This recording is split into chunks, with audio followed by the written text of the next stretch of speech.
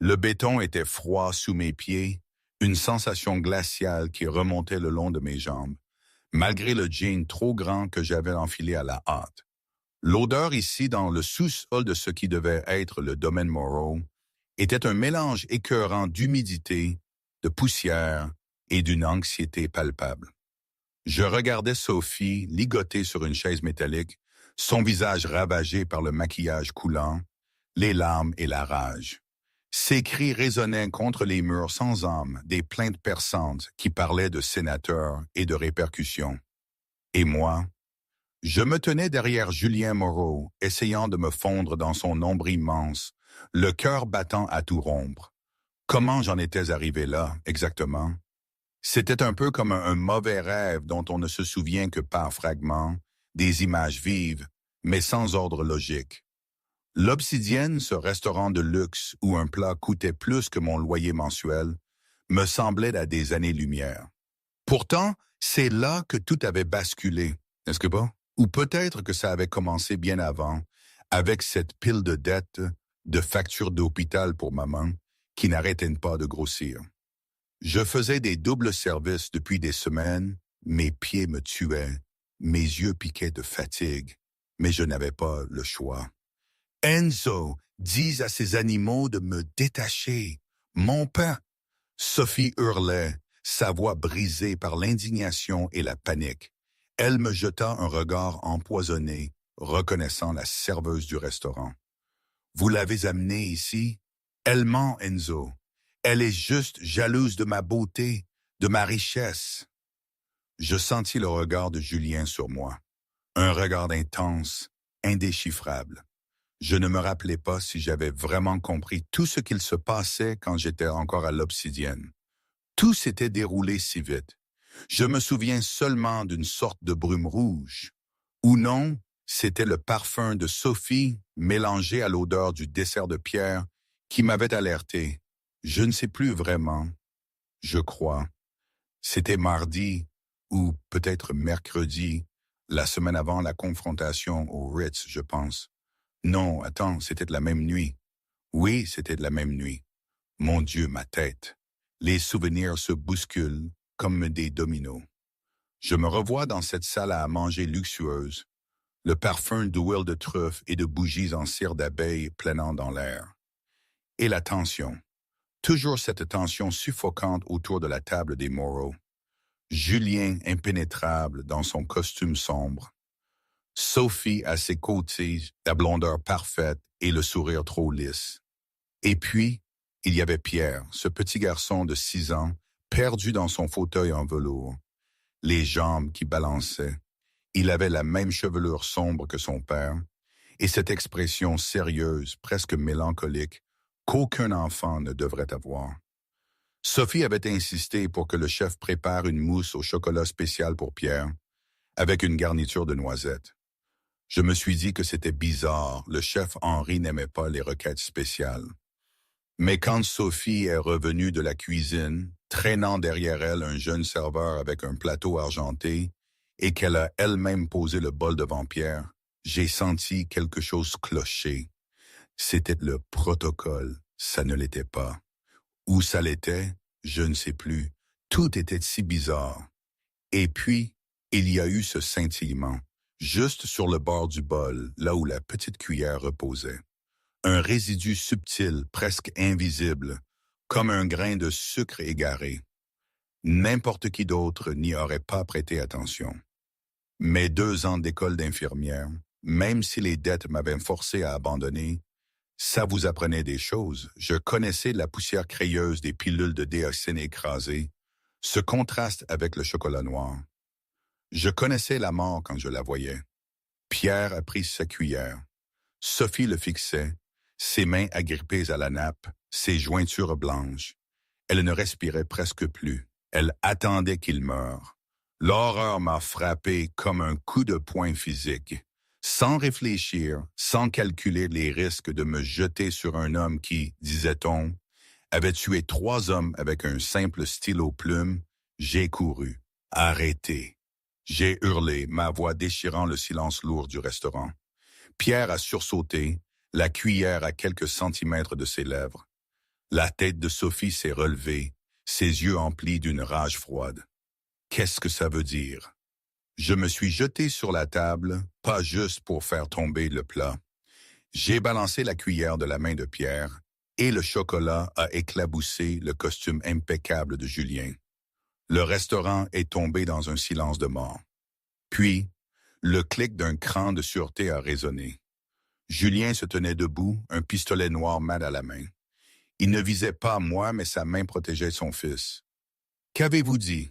Sa voix était d'un calme mortel. C'est là que j'ai réalisé. La peur me nouait les entrailles, mais je n'avais pas le choix. Regardez le bord du bol. J'ai supplié, ma voix tremblante mais défiante.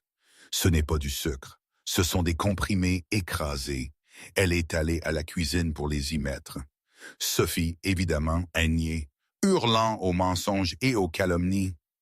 Mais Julien a regardé le bol. Il a trempé son petit doigt dans la poudre blanche, l'a frotté entre son pouce et son index, l'a porté à son nez. Il n'a pas goûté. Il savait mieux. Et puis il a tourné la tête vers Sophie. Son visage était d'une blancheur terrifiante. Le vide absolu. « Sophie, a-t-il dit doucement, pourquoi le dessert de mon fils sent-il les amandes et le liant chimique? » J'étais toujours là, à présent, dans ce sous-sol sinistre, écoutant les cris de Sophie alors que Rush, le chef de la sécurité, un homme massif et silencieux, la maintenait en place. Julien était resté aussi calme que cette nuit-là au restaurant, sa voix basse mais chaque mot un coup de marteau. Il voulait savoir qui d'autre était impliqué, et il voulait que je l'aide à le découvrir. Moi, une serveuse. Qu'arrive-t-il si un adulte prend de la déoxyne sans problème cardiaque, Marie? La question de Julien me ramena au présent, à cette pièce glaciale et à cette femme hurlante. J'ai fait un pas en avant, ma voix étonnamment stable. Nausée, vertige, confusion. Je me suis éclairci la gorge, le mot suivant étant difficile à prononcer. Éventuellement, une arythmie cardiaque. Si la dose est suffisante, un arrêt cardiaque. « Vous entendez ça, Bella? » dit Julien, son ton dépourvu de toute émotion. « Un arrêt cardiaque, c'est une façon douloureuse de mourir, n'est-ce pas? » Il se dirigea vers une petite table où se trouvait le sac de Sophie, ouvert. Il en sortit une petite boîte à pilules en argent, l'ouvrit. Elle était vide, mais recouverte d'une poussière blanche. « J'ai trouvé ceci dans votre sac, dit-il. Nous avons testé la poussière. C'est la même chose. » Les pleurs de Sophie cessèrent instantanément. Son visage se durcit. Le masque de la fiancée dévouée tomba, révélant la femme froide et calculatrice. « Et alors ?» cracha-t-elle. « C'est un enfant faible, Enzo. Il vous rend faible. Vous passez votre temps à vous soucier de sa glycémie et de ses allergies. Un chef a besoin d'être fort. Je l'ai fait pour nous. » Julien rit, un rire sec, sans humour. « Pour nous ou pour la famille Petrov? » Sophie se figea. « Vous croyez que je ne sais pas? » continua Julien s'approchant. « Votre père doit 10 millions d'euros aux Petrov en dette de jeu. Ils ont promis d'effacer l'ardoise si vous supprimiez mon héritier. Sans Pierre, vous me donneriez un nouveau fils. Un fils au sang sterling. Un fils que les Petrov pourraient contrôler. » J'ai haleté. La cruauté de la chose était sidérante. Mais ce qu'elle dit ensuite, c'était le pire. « C'est un sale gosse, » hurla Sophie. « Il n'est même pas de vous. Tout le monde sait que sa mère était une... » Le claquement résonna dans les murs de béton. Julien ne l'avait pas frappé. C'était moi. Ma main picotait, ma poitrine se soulevait. J'avais traversé la pièce sans m'en rendre compte. « N'osez pas, » sifflai-je. « C'est un enfant innocent qui vous faisait confiance. » Sophie me regardait, choquée. Julien aussi me regardait, ses sourcils relevés. Il n'avait pas l'air en colère. Il avait l'air impressionné. « Vous avez du feu, Marie, » murmura-t-il. Il se tourna vers Sophie. « Vous allez rester ici, Bella. Vous allez noter chaque nom, chaque réunion, chaque promesse que les Petrov vous ont faite. » « Et si je ne le fais pas ?» lança Sophie. Julien se pencha, son visage à quelques centimètres du sien. Alors je laisserai Marie vous servir le dîner, et nous utiliserons la même recette que celle que vous avez préparée pour Pierre. Sophie devint livide. D'accord, d'accord, je parlerai. Julien se redressa, signala à Roach. Prends la caméra, enregistre tout. Il me prit le bras et me conduisit hors de la pièce. Alors que nous remontions les escaliers, l'adrénaline commença à s'estomper et mes genoux flanchèrent. Je trébuchais. Julien me rattrapa sans effort, son bras s'enroulant autour de ma taille. Il me tira contre lui pour me stabiliser. Un instant, nous fûmes poitrine contre poitrine. Je pouvais sentir la chaleur émanant de lui. Je levai les yeux, son visage dangereusement proche. « Vous avez l'habitude de sauver ma famille, » dit Julien, sa voix basse et rauque. « Je déteste les brutes, » soufflai-je. « Alors vous êtes dans le mauvais métier, » dit Julien, mais son pouce caressa doucement ma hanche. « Ou peut-être êtes-vous exactement ce dont j'ai besoin. » Il s'éloigna, créant une distance respectueuse, mais l'air entre nous crépitait d'électricité. Montez à l'étage, à l'aile des invités, deuxième porte à droite. Il y a des vêtements là-bas, ordonna Julien, sa voix redevenant professionnelle. Demain, nous allons faire la guerre aux Petrov, et j'ai besoin que vous ayez l'air de la partie. L'air de quelle partie? Demandai-je. Julien se retourna, un fantôme de sourire sur les lèvres. Ma nouvelle fiancée. Le matin, la lumière filtra à travers les lourds rideaux de velours de la suite d'invités, peignant des bandes dorées sur le tapis persane. Je me tenais au bord du lit à baldaquin, fixant la robe posée devant moi. C'était une arme sous forme de tissu, une robe Chanel bleu nuit, structurée et élégante, avec une fente qui promettait le danger. On frappa à la porte. « Entrez » dis-je, ma voix sonnant plus forte que je ne me sentais. Julien entra. Il avait troqué le costume contre une chemise boutonnée décontractée, les manches retroussées pour révéler des avant-bras tatoués et un jean sombre. C'était une vision étrange, le chef de la mafia ayant l'air presque domestique. Mais l'arme sous son aisselle était un rappel de la réalité. « Café » dit-il, me tendant une tasse fumante. « Noir, 2 sucres. C'est comme ça que vous le preniez dans la salle de repos du restaurant. » Je pris la tasse, surprise. « Vous avez remarqué? » « Je remarque tout, » dit Julien, s'appuyant contre le cadre de la porte. « C'est comme ça que je reste en vie. En parlant de rester en vie, nous devons discuter des termes. » Il sortit un document plié de sa poche arrière et le jeta sur le lit. « La famille Petrov sait que les fiançailles sont rompues. Ils savent que Sophie a échoué. Ils considéreront cela comme une déclaration de guerre. Pour protéger Pierre, je dois présenter un front uni. J'ai besoin d'une femme, d'une mère pour mon fils, d'une personne pour laquelle le public et le milieu souterrain croiront que je brûlerai la ville. » Je ramassai le papier. C'était un contrat. Mes yeux s'écarquillèrent en voyant le chiffre sur la dernière ligne. 1 million d'euros. « Cela couvre vos dettes, » dit Julien, observant mon visage. « Les factures d'hôpital de votre mère, vos prêts étudiantes, tout. En échange, vous portez mon anneau. Vous vivez dans ma maison. Vous assistez à des événements à mon bras. Et surtout, vous protégez Pierre. » « Pendant combien de temps? » demandai-je. « Jusqu'à ce que les Petrov soient neutralisés. Cela pourrait être 1 mois. Cela pourrait être 1 an. » Je regardais l'argent. C'était de la liberté. C'était un nouveau départ. Mais ensuite, je regardais Julien. « Et si je dis non? »« Vous sortez par cette porte, » dit simplement Julien. « Je vous donnerai une équipe de sécurité pendant 1 semaine. Après cela, vous êtes seul face à un cartel qui sait que vous êtes la raison de l'échec de leur plan. » Ce n'était pas une menace de sa part. C'était une simple déclaration de fait. Je pris une gorgée de café. Il était parfait. « J'ai des conditions, » dis-je. Julien haussa un sourcil. « Vous négociez avec un chef. »« Je négocie avec un père, » corrigeai-je. « Condition 1, je ne suis pas prisonnière. Je peux quitter la maison avec de la sécurité. Très bien, mais je ne serai pas enfermé. Condition 2. Pierre n'est pas un accessoire. S'il a peur, nous partons, peu importe qui nous offensons. Julien m'étudia longuement. Le silence s'étira, épais et lourd. Puis un lent sourire se dessina sur son visage. « D'accord, dit-il. » Il fouilla dans sa poche et en sortit une boîte en velours. Il l'ouvrit d'un claquement sec. À l'intérieur reposait d'un diamant de la taille d'un œuf de caille, une pierre taille émeraude, impeccable, sertie dans du platine. C'était lourd, ancien et d'une beauté terrifiante.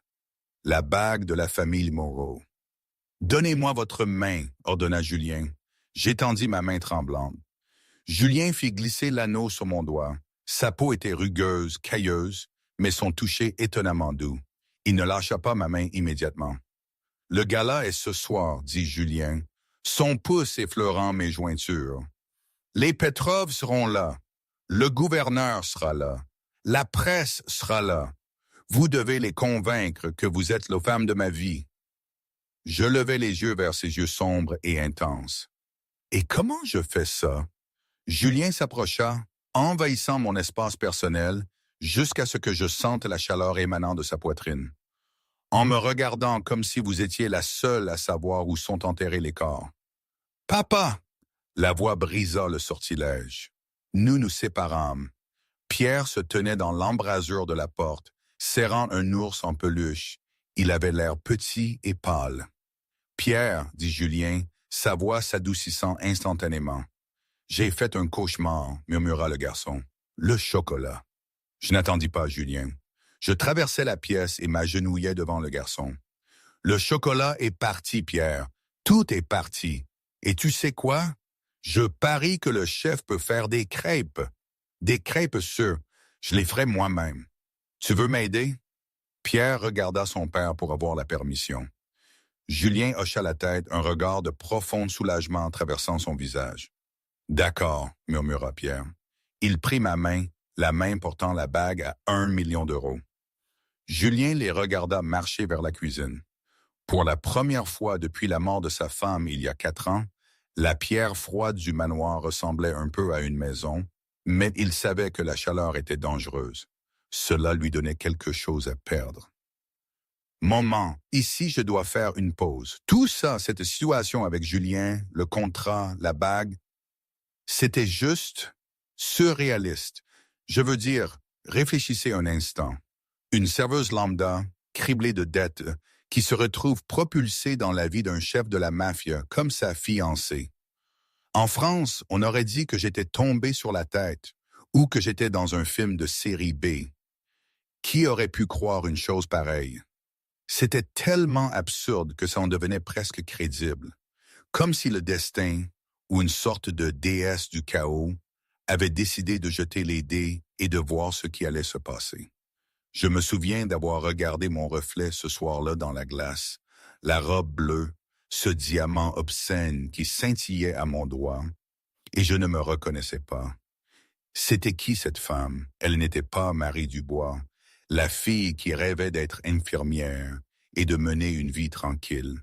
Mais cette Marie, elle avait aussi une force insoupçonnée, n'est-ce pas? Cette force qu'il fallait bien avoir pour affronter la vie et apparemment la mafia. C'est fou, vraiment. La salle de bal du Ritz à Paris avait été transformée. Des milliers de roses blanches ornaient les piliers et un quatuor à cordes jouait une douce mélodie dans un coin. C'était le bal de charité annuel du gouverneur, l'événement le plus exclusif de la saison. Quand les portes s'ouvrirent et que M. Julien Moreau et Mme Marie Dubois furent annoncés, la salle devint silencieuse. Je sentis le poids de 300 paires d'yeux. Je serrai le bras de Julien. La robe bleu nuit m'allait comme une seconde peau, et le diamant à ma main captait la lumière, envoyant des prismes dansant sur les murs. « Respirez », murmura Julien à mon oreille, ses lèvres effleurant ma peau. « Vous possédez cette pièce. Ce sont des moutons. Vous êtes la compagne du loup. » Nous descendîmes le grand escalier. Les flashs crépitaient comme des éclairs. « C'est la serveuse ?» chuchota quelqu'un bruyamment. « Regardez la bague. C'est la pierre matriarcale des Moreau. Qu'est-il arrivé à Sophie? Julien me guida à travers la foule comme un requin fend de la mer. Il me présenta à des juges, des membres du conseil municipal et des PDG. Je jouais mon rôle à la perfection. Je riais au bon moment. Je touchais le bras de Julien avec possessivité. Je souriais avec une connaissance secrète, mais l'ambiance changea quand il entra. Victor Petrov, c'était un homme plus âgé, chauve, avec une cicatrice traversant son sourcil gauche. Il était entouré de 4 hommes qui ressemblaient plus à des soldats qu'à des gardes du corps. À ses côtés se tenait son fils, Alex, jeune, arrogant et imprudent. Victor marcha droit vers nous. La foule s'écarta, sentant la violence dans l'air. « Julien !» tonna Victor, sa voix rocailleuse. « Et la nouvelle saveur du mois ?» La poigne de Julien sur ma taille se resserra imperceptiblement. « Victor, vous profitez du bar ouvert. J'entends dire que vos finances sont serrées ces jours-ci. » Les yeux de Victor se rétrécirent. « Faites attention, jeune homme, vous avez jeté la fille d'un sénateur pour ça. » Il me désigna d'un geste dédaigneux. « Une simple serveuse. Vous insultez nos traditions. » « Elle a plus d'honneur dans son petit doigt que toute votre lignée, » dit Julien, sa voix tombant dans ce murmure mortel. « C'est ça? » Alexei Petrov s'avança, me regardant avec un sourire narquois. « Elle est jolie pour une roturière. Dis-moi, ma belle, combien t'a-t-il payé? Je doublerai la mise. » Je sentis la rage émanant de Julien. Je savais qu'il était sur le point de tirer son arme. S'il le faisait, cette nuit se terminerait dans massacre. Je devais désamorcer la situation, mais je devais le faire avec puissance. Je ris. C'était un son froid et aigu qui arrêta Alex net. « Doubler la mise ?» demandai-je 3 ans Alex avec amusement. « Mon cher, en voyant votre costume bon marché et cette fausse Rolex, je ne pense pas que vous pourriez me payer un verre, encore moins ma loyauté. » Un frisson de choc parcourut la foule. Quelqu'un ricana. Le visage d'Alex devint rouge écarlate. « Petite !» Alexei leva la main. Julien attrapa le poignet d'Alexei en plein vol. Le bruit d'os qui craque fut audible. « Touchez-la !» grogna Julien. « Et j'enlèverai cette main et je vous la ferai manger, messieurs. » Le gouverneur apparut, suant abondamment, flanqué de sa sécurité. « S'il vous plaît, c'est un événement caritatif. » Victor fixa Julien, puis moi un regard de véritable haine. « Profitez de votre nuit, Julien. L'obscurité bientôt à Paris. » Les Petrov se retirèrent, mais le message était clair. La trêve était rompue. Plus tard sur le balcon, à l'abri des regards indiscrets, je laissai échapper un souffle que j'avais l'impression de retenir depuis 1 heure. « Vous avez été incroyable, » dit Julien. Il était appuyé contre la balustrade en pierre, me regardant. J'étais terrifié, admettais-je. Vous n'en aviez pas l'air. Julien se rapprocha. La ligne d'horizon de la ville scintillait derrière lui. Quand vous avez insulté Alex, j'ai eu envie de vous embrasser, juste là, devant tout le monde. Mon cœur martelait contre mes côtes. Pourquoi ne l'avez-vous pas fait? Parce que, murmura Julien, tendant la main pour glisser une mèche de cheveux derrière mon oreille, si je commence à vous embrasser, Marie, je ne pense pas que je pourrai m'arrêter. Il se pencha, j'inclinai la tête en arrière. Le baiser ne fut pas doux, il fut désespéré, alimenté par l'adrénaline et le danger. Les mains de Julien s'emmêlèrent dans mes cheveux, me tirant contre lui. J'enroulai mes bras autour de son cou, la frontière entre le faux et le réel se dissolvant instantanément. Un instant, il n'y eut ni Petrov, ni poison, ni contrat, juste le feu entre nous. Mais le moment fut brisé par le crissement de pneus en bas. « À terre !» hurla Julien. Il me plaqua au sol juste au moment où la vitre du balcon volait en éclats. Des balles y ont balayé le mur de pierre où nous nous tenions 1 seconde plus tôt. La panique éclata dans la salle de bal. Des cris, encore du verre brisé. « Rush !» hurla Julien dans son micro-cravate. « Statue! Équipe d'intervention !» La voix de Rush crépita, accompagnée de tirs automatiques. Il monte par l'ascenseur de service. Il faut bouger. Julien attrapa ma main.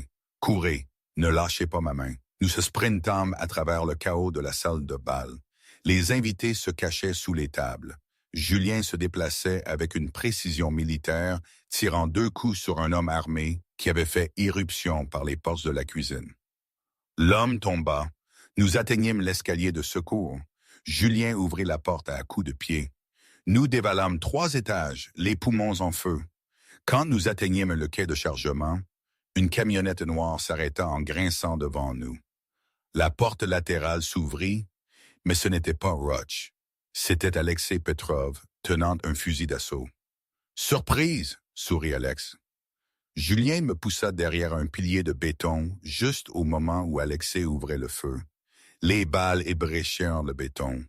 Julien riposta, mais il était cloué au sol. « Marie », dit Julien, vérifiant son chargeur. « Il me reste 4 cartouches. Rush est à 2 minutes. Je vais attirer leur feu. Vous courez vers la sortie. » « Non, je saisis son bras. Je ne vous quitte pas. Vous devez le faire. Vous devez survivre pour vous occuper de Pierre.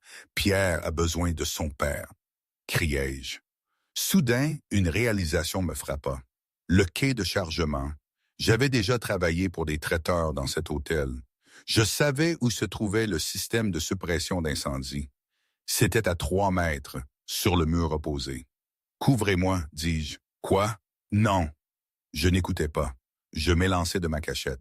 « Marie !»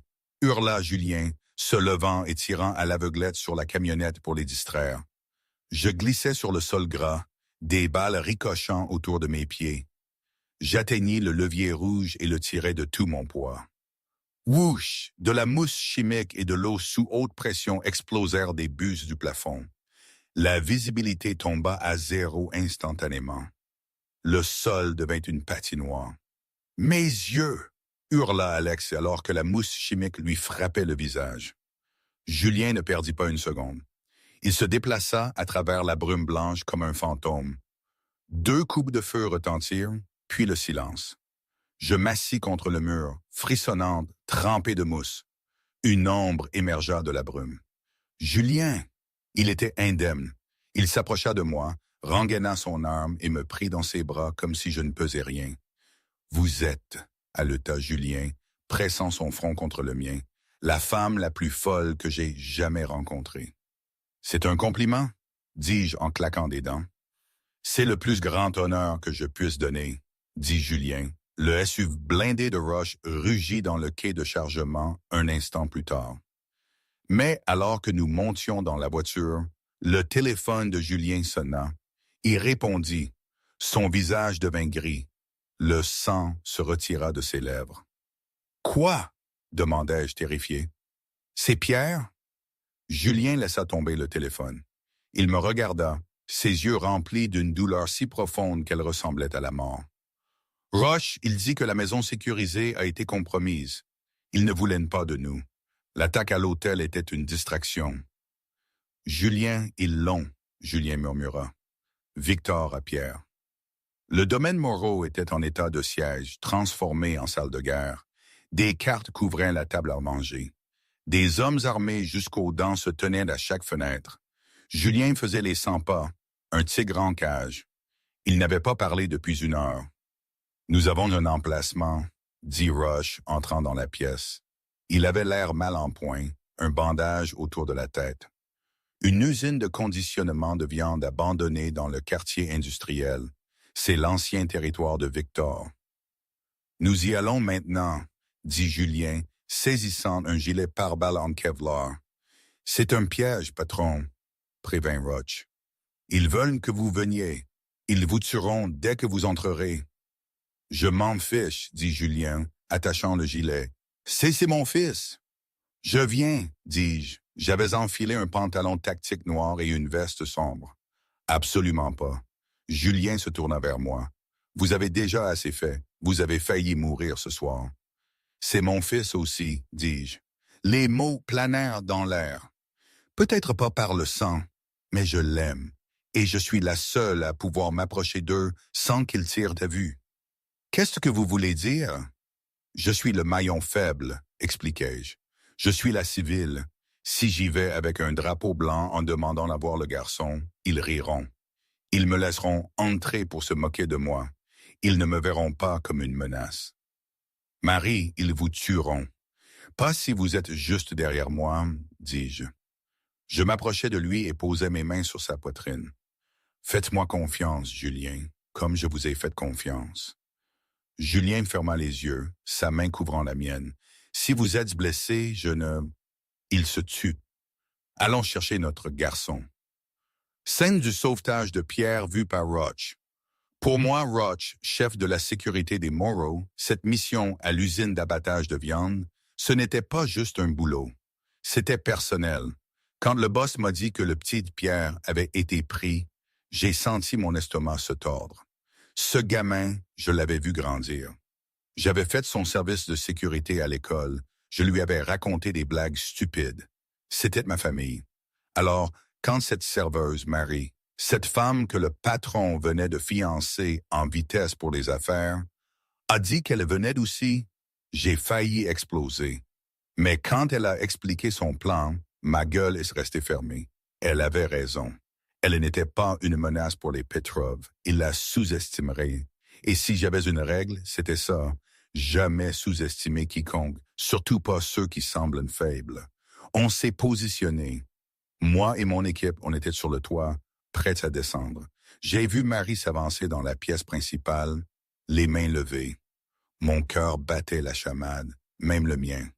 Elle tremblait un peu, juste assez pour rendre son mensonge crédible. « Il ne viendra pas », avait-elle dit à Victor Petrov. « Il ne risquerait pas son empire pour un garçon. » J'ai failli cracher. Le patron aurait brûlé Paris entier pour Pierre. Mais Marie, elle était juste assez innocente, assez civile pour que Victor y croie. La haine dans les yeux du vieux Petrov quand il a regardé Pierre attaché à la chaise. Ça me faisait bouillir. Alors quand Marie a sorti la grenade flash de sa manche, cette petite saleté que je lui avais glissée dans la voiture, en lui expliquant comment s'en servir, et qu'elle a tiré la goupille, mon sang s'est glacé. Puis le boum, la lumière aveuglante. « Maintenant !» a-t-elle hurlé, et nous sommes descendus. Des câbles, des cordes, des balles qui volent. J'ai visé Victor, posté sur sa passerelle comme un putain de roi. Trop loin de ma ligne de tir était bloqué par ses hommes. Le boss était une tornade en dessous, une fureur pure, démantelant les Petrov. Marie, elle, était accroupie, protégeant le petit Pierre avec son propre corps, arrachant le ruban adhésif de sa bouche. Une civière. Qui avait le courage de 10 hommes? J'ai vu Victor pointer son revolver, pas sur le boss, mais sur Marie et Pierre. Un frisson dans le dos. Je devais agir. Mon fusil de sniper, je l'ai sorti. Un tir. Net. Droit dans le torse de Victor. Il est tombé de la passerelle comme une poupée de chiffon. Personne ne touche à la famille. Ai-je grogné dans mon micro, le recul du fusil encore dans mon épaule. Les hommes de Petrov ont laissé tomber leurs armes. Le silence est tombé. Puis, Julien est tombé à genoux, serrant Pierre et Marie dans ses bras. Il tremblait, le boss. Ce qu'il ressentait, c'était la panique pure d'un père qui a failli tout perdre. Et cette femme, Marie, elle était là, au milieu du carnage. Au cœur de notre chaos, elle était notre faiblesse et notre force, tout à la fois. 3 mois s'étaient écoulés depuis cette nuit à l'usine d'abattage de viande. 3 mois depuis que l'Empire Petrov s'était effondré en poussière, laissant Julien Moreau le roi incontesté de la ville. Mais pour moi, la victoire ne se mesurait pas en territoire ou en pouvoir. Elle se mesurait au son qui résonnait dans la cuisine au haut plafond du domaine. Le rire d'un petit garçon de 6 ans. « Non, non, Pierre, tu ne peux pas mettre autant de glaçage sur lui. Il va se noyer, » dis-je en riant, essuyant d'une tache de farine de ma joue. Pierre était assis sur le comptoir en marbre, ses jambes se balançant joyeusement. Il portait un pull rouge un peu trop grand pour lui, ses boucles sombres, saupoudrées de sucre glace. Il ne se noie pas, Marie. C'est une armure de neige. C'est un soldat de neige. Une armure de neige? J'ai haussé un sourcil, feignant le sérieux. Eh bien, dans ce cas, continuez, soldat. Mais s'il a le goût du sucre pur, c'est toi qui le manges. Marché conclu, s'écria Pierre. Je l'ai regardé travailler avec une concentration féroce. Les ombres qui hantaient ses yeux 3 mois plus tôt s'estompaient. Il ne sursautait plus au bruit soudain. Il ne regardait plus sa nourriture avec suspicion. Il était redevenu juste un garçon. Je me suis tourné vers le four pour vérifier la deuxième fournée de pain d'épices, mais mon esprit a divagué. Ma main est allée instinctivement au lourd diamant à mon annulaire, la bague matriarcale des Morrow. Le contrat que j'avais signé avec Julien était clair. Durer jusqu'à ce que la menace soit neutralisée. La menace avait disparu. Les Petroff appartenaient à l'histoire. L'enquête de police avait été gérée par les avocats de Julien et l'incident avait été classé comme un règlement de compte de gang dans lequel Pierre et moi étions des passants innocents. Techniquement, mon travail était terminé. J'avais rempli toutes les clauses. J'avais joué le rôle de la fiancée dévouée. J'avais protégé l'héritier et j'avais soutenu le chef. À juste titre, je devrais faire mes valises. Le 1 million d'euros que Julien m'avait promis était déjà sur un compte sécurisé à mon nom. Je pouvais aller n'importe où. Paris, Rome, ou juste un appartement tranquille dans un quartier où personne ne connaissait mon nom. La pensée me fit mal à la poitrine, une douleur physique. Je regardais autour de la cuisine. Cette maison massive et intimidante était devenue, d'une manière ou d'une autre, un chez-moi. Le personnel, autrefois froid et distant, me saluait maintenant avec des sourires. Roach, le terrifiant chef de la sécurité, m'avait même tricoté une écharpe, bien qu'il ait prétendu l'avoir achetée. Et quitter Pierre me briserait le cœur en 1000 morceaux. Et Julien, je fermais les yeux. Julien était une complication que je n'avais pas anticipée. Il était l'employeur, le dangereux chef de la mafia, l'homme qui m'avait en quelque sorte kidnappé. Mais il était aussi l'homme qui m'écoutait quand je faisais des cauchemars. C'était l'homme qui m'avait tenu dans le dos de l'ambulance, refusant de laisser les secouristes nous séparer. C'était l'homme dont le regard me faisait sentir comme la seule femme au monde. Mais nous n'avions jamais parlé de l'après. Nous existions dans une bulle du présent, faisant semblant que la date d'expiration de notre arrangement n'existait pas. Le four est censé biper comme ça? Demanda Pierre, me tirant de mes pensées. Je sursautais. Oh, les biscuits! Je pris les gants de four et sortis le plateau juste au moment où la lourde porte en chêne de la cuisine s'ouvrait. Un courant d'air froid suivit Julien Moreau dans la pièce. Il portait un long manteau de laine noire, des flocons de neige fondant sur ses larges épaules. Il avait l'air fatigué, la lassitude profonde d'un homme qui porte le poids d'un royaume. Mais dès que ses yeux se posèrent sur nous, la tension quitta son visage. « Ça sent la boulangerie ici », dit Julien, sa voix un grondement bas qui vibrait dans mes os. « Papa !» Pierre descendit du comptoir, ignorant ma règle sur la course dans la cuisine, et se lança sur son père. Julien l'attrapa sans effort, le soulevant dans ses bras. Il enfouit son visage dans le cou du garçon, inspirant profondément.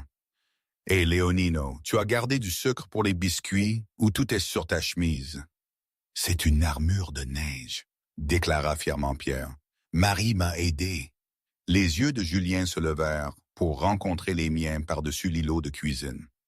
Le regard qu'il portait était intense, brûlant d'une chaleur qui n'avait rien à voir avec le four. « Ah bon? » Julien s'approcha de moi, Pierre toujours perché sur sa hanche. Mon rythme cardiaque a bondi. J'ai peut-être été complice du crime de sucre. Julien posa Pierre. « Va te laver les mains, Pierre. Roche est dans le salon. Il t'a apporté une bande dessinée. » Génial. Pierre sprinta hors de la pièce, laissant une traînée de poussière de farine dans son sillage. Soudain, la cuisine semblait très petite et très intime. Julien fit un pas de plus vers moi. Il ne me toucha pas, mais l'air entre nous crépitait d'électricité. Il tendit la main et écarta une mèche de cheveux de mon front, son pouce s'attardant sur ma peau. « Vous avez de la farine sur le nez, murmura-t-il. Je laissai échapper un rire nerveux. « Je suis un désastre. Je devrais probablement aller me changer avant le dîner. »« Vous êtes magnifique, dit Julien. Les mots étaient simples, mais le poids qu'il leur donnait me coupa le souffle. Vous avez l'air d'appartenir à cet endroit. Je baissai les yeux sur mes mains, tournant la bague. Julien, nous devons parler. Julien se raidit légèrement. La douceur dans ses yeux se durcit en quelque chose d'illisible. Ah oui? Le contrat, murmurai-je, me forçant à prononcer les mots que je redoutais. Les Petrov ont disparu. La ville est en sécurité. J'ai rempli ma part du marché. Julien se dirigea vers le comptoir et se versa un verre d'eau, le dos tourné. Le silence s'étira, angoissant et épais. C'est vrai, dit Julien finalement. Il se retourna, appuyé contre l'évier, les bras croisés sur la poitrine. Vous avez votre argent, Marie. Vous n'avez plus de dettes. Vous êtes jeune. Vous pourriez aller à l'école d'infirmière. Vous pourriez voyager. Vous pourriez trouver un homme qui n'a pas une cible sur le dos et un pistolet dans sa boîte à gants. Je sentis les larmes monter à mes yeux. Il me laissait partir. Il me donnait la possibilité de m'enfuir. C'était de la chose noble à faire, et je le détestais pour ça. « C'est ce que vous voulez ?» demandai-je, ma voix tremblante. « Vous voulez que je parte ?» Julien me fixa un long moment, puis il se détacha du comptoir et franchit la distance entre nous en deux grandes enjambées. Il me saisit la taille, me tirant contre lui. Ses mains étaient désespérées, possessives. « Que je veuille que vous partiez !» s'écria Julien, sa voix brisée. « Marie, chaque fois que vous sortez par cette porte, j'arrête de respirer jusqu'à ce que vous reveniez. Je me réveille au milieu de la nuit juste pour vérifier le moniteur et m'assurer que vous êtes toujours dans le couloir. La pensée de cette maison sans vous, ce n'est plus un foyer, c'est juste une tombe. Alors pourquoi, commençai-je, une larme s'échappant et roulant sur ma joue. Parce que je suis un homme égoïste, avoua Julien, essuyant la larme avec son pouce. Mais je ne suis pas un monstre. Je vous ai piégé dans cette vie une fois parce que je n'avais pas le quoi. Je ne vous piégerai plus. Si vous restez, ce doit être votre choix. Pas pour la dette, pas par peur, pas pour Pierre. Il fouilla dans la poche de son manteau. Je retins mon souffle. Le contrat est nul, dit Julien, ses yeux fixés sur les miens.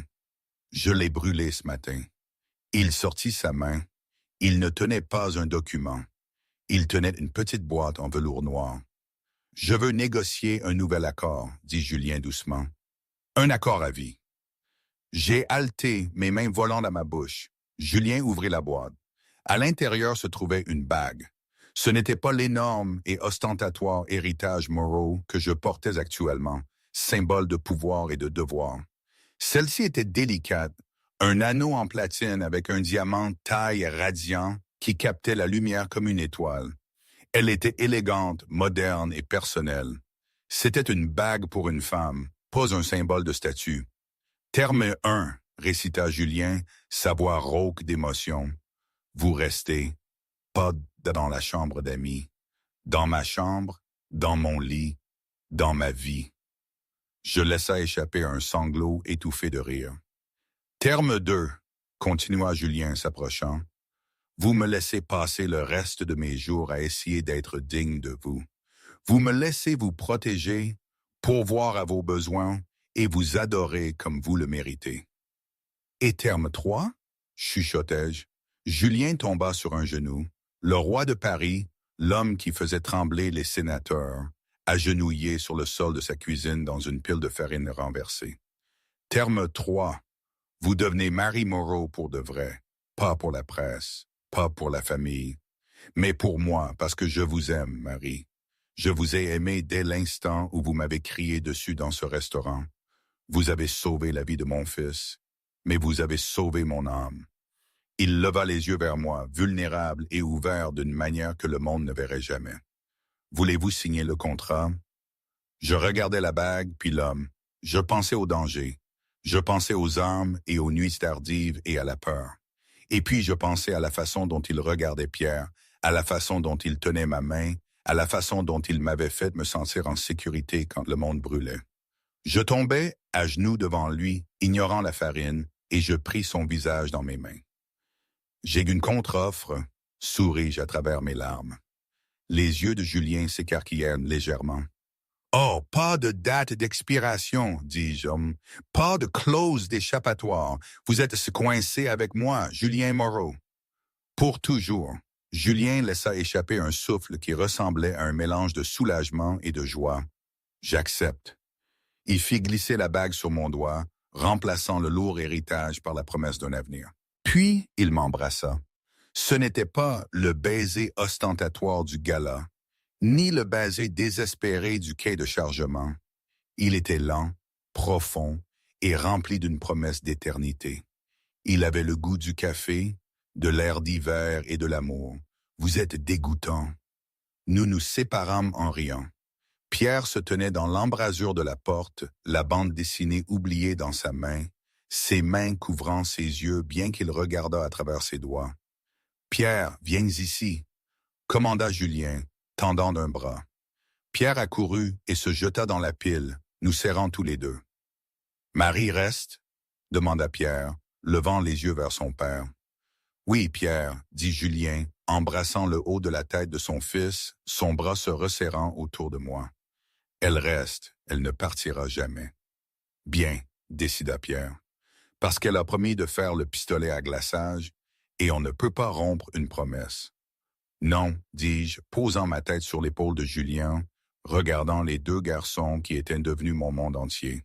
« Dans cette famille, nous tenons nos promesses. Et aujourd'hui, honnêtement, je ne sais pas. Parfois, je pense que c'était la meilleure chose qui pouvait m'arriver. D'autres fois, je me dis que j'ai fait une folie, que c'était irrationnel, que ce n'est pas ma place. Probablement un peu des deux. La vie, c'est comme ça, non? Rien n'est jamais vraiment simple. Rien n'est parfait. Mais c'est la mienne, cette vie, avec ses dangers, ses rires, ses moments de pure terreur et ceux de tendresse absolue. Ça sent bon le pain d'épices ici, et le danger est toujours un peu tapi quelque part. Mais la paix est là aussi, et c'est ce qui compte. Qu'auriez-vous fait à ma place?